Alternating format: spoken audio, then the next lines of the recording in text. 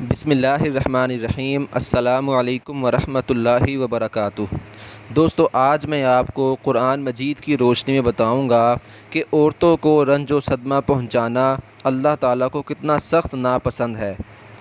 اللہ سبحانہ و تعالیٰ نے حضرت موسیٰ علیہ السلام کی والدہ سے متعلق ارشاد فرمایا، فَرَدَّدْنَاهُ إِلَىٰ أُمِّهِ كَيْ تَقَرَّ عَيْنُهَا وَلَا تَحْزَنَ۔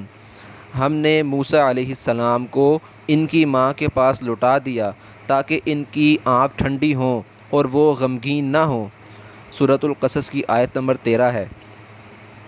اللہ سبحانہ و تعالی نے ازواج مطہرات سے متعلق ارشاد فرمایا، ان تقر عینہن ولا یحزن۔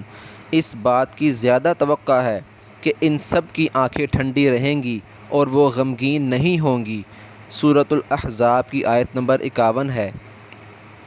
اللہ سبحانہ و تعالی نے حضرت مریم سلام اللہ علیہا سے متعلق ارشاد فرمایا، فَنَادَاهَا مِن تَحْتِهَا أَلَّا تَحْزَنِي۔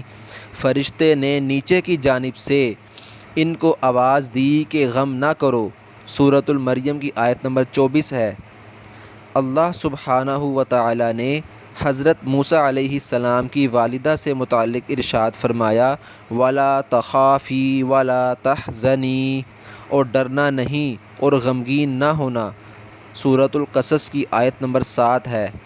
دوستو، درج بالا آیات قرآنیہ سے ہمیں پتہ چلا کہ عورت کو رنج اور صدمے کی حالت میں دیکھنا اللہ کو بالکل پسند نہیں، لہٰذا اپنے کسی قول و فعل سے اپنی والدہ کا دل نہ دکھائیں، اپنی بہنوں کو افسردہ نہ کریں، اپنی بیوی کو رنج و صدمہ نہ پہنچائیں اور اپنی بیٹیوں کو غمگین نہ رکھیں۔ اسی طرح جب ہم باہر جائیں تو ہم بد نظری نہ کریں، کسی غیر محرم کو ہم نظر اٹھا کے نہ دیکھیں اور نہ ہی انہیں کسی قسم کی کوئی تکلیف، کوئی صدمہ پہنچائیں۔ اللہ تعالی ہمیں عمل کرنے کی توفیق نصیب فرمائے اور تمام خواتین کی اللہ تعالی ہمیں عزت کرنے کی، احترام کرنے کی توفیق نصیب فرمائے اور اللہ تعالی ہمیں بد نظری سے بچائے۔ آپ نے اس کو سب تک پہنچانا ہے تاکہ تمام لوگ اس کے بارے میں جان سکیں۔ جزاک اللہ خیرہ۔ السلام علیکم ورحمۃ اللہ وبرکاتہ۔